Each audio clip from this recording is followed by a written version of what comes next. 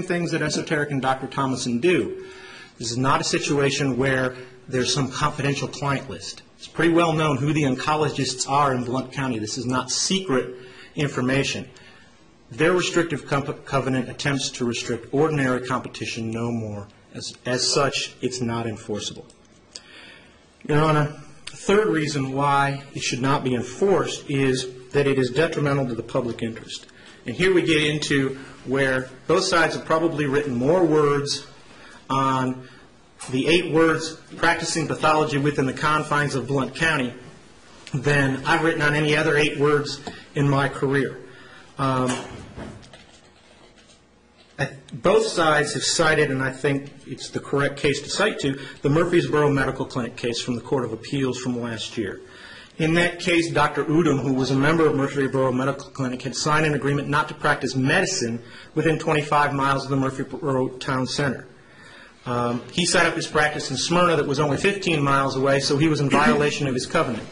When the court got to the issue of public policy, they found that a patient's interest and right in choosing their own physician was of utmost importance. Yes, it was tempered by the freedom of contract, but in that case, in Murfreesboro Medical Clinic, they found that there would only be a slight imposition on the public interest, on the patient's right to choose, because the practice of medicine could be set up outside the 25-mile limit, and a half-hour drive for the patient from the town center of Murfreesboro to get outside that 25-mile limit was only a minor imposition on their right to choose. They could still choose to go to see the defendant doctor. They just had to drive an extra half-hour to do it.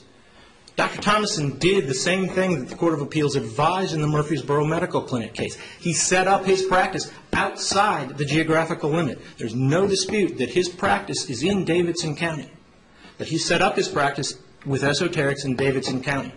And it would be our position, Your Honor, that the same minor imposition of driving a half hour is incurred by the individuals in Blount County who have to send a FedEx of their specimen to Dr. Thomason in Davidson County rather than being able to walk it down the hall.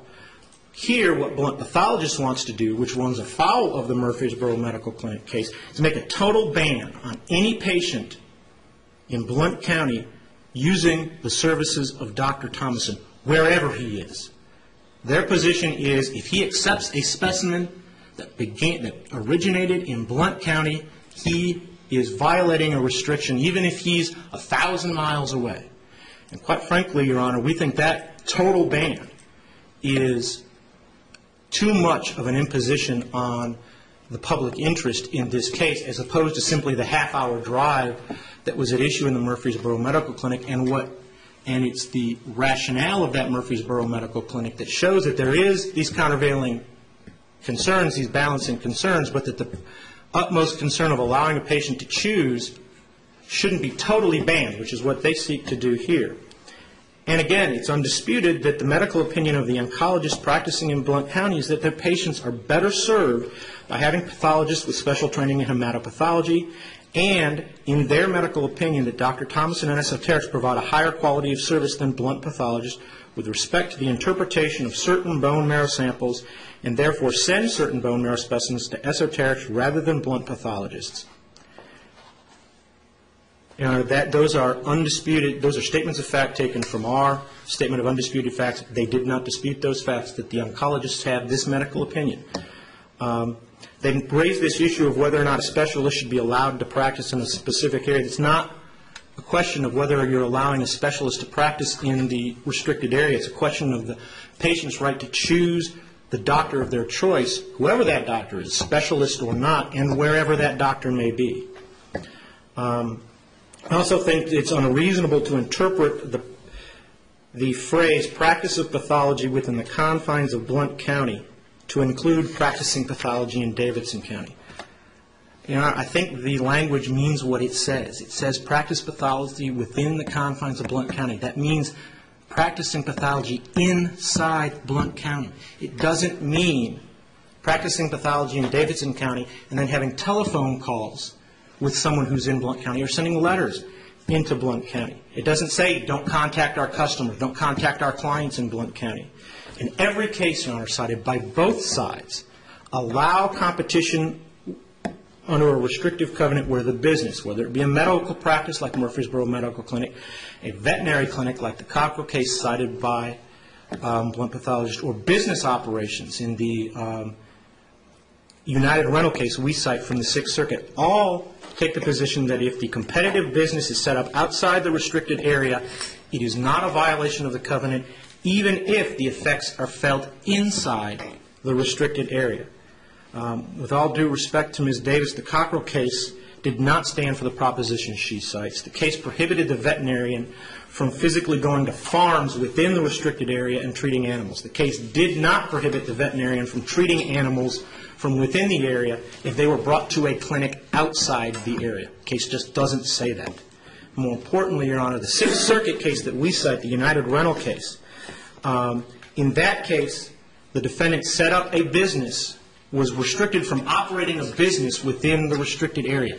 He set up his business outside the restricted area. He then made telephone calls to clients in the restricted area, sent letters to the clients within the restricted area, shipped products to the clients within the restricted area, but all from his office outside the restricted area, his business outside the restricted area, and the court said that that did not violate his covenant not to operate a business within the restricted area. It's the same situation we have here, Your Honor. Their whole argument is that Dr. Thomason does the analysis of the specimens outside of Blount County, but then calls the client, the oncologist, within Blount County, sends a letter inside Blount County. Those are the same types of activities that the Sixth Circuit in the United Rental case said were appropriate, were not a violation of a covenant that restricts competitive activity within the restricted area. You know, I guess the bottom line for us in terms of this covenant is, if it would have been lawful for Dr. Udom, and I hope I'm pronouncing his name correctly, in the Murfreesboro Medical Clinic, if it would have been lawful for him to set up his practice 30 miles outside of Murfreesboro and be outside that 25-mile limit, and patients from within the restricted area could drive to see him so long as they drove past that 25-mile limit, then it defies logic that pieces of a patient, their bone marrow specimens, can't make the same trip and it be lawful, which is all we're asking for in this case. Now, Dr. Thomason, the only record evidence with regard to any pathology work he did inside Blount County was 10 hours of reviewing pathology reports at his home. We believe that that's a de minimis extension of his work in Davidson County and is an immaterial breach.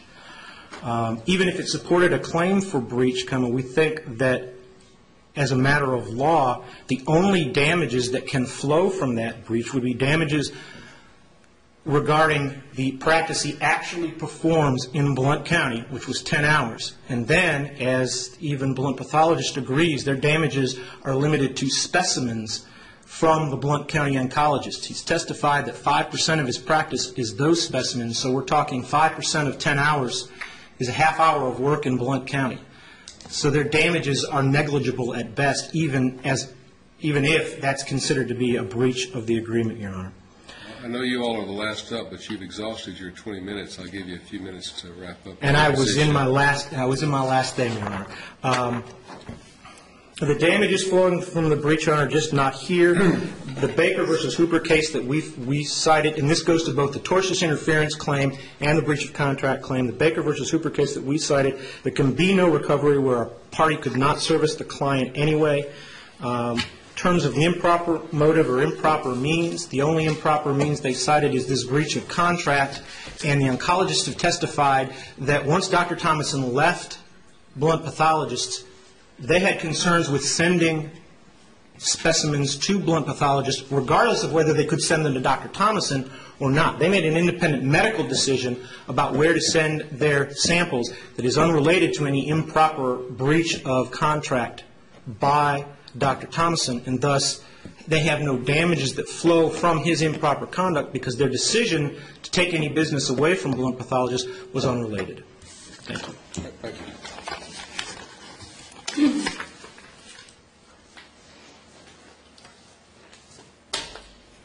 Please the court, I'm Melanie Davis from the Blount County Bar.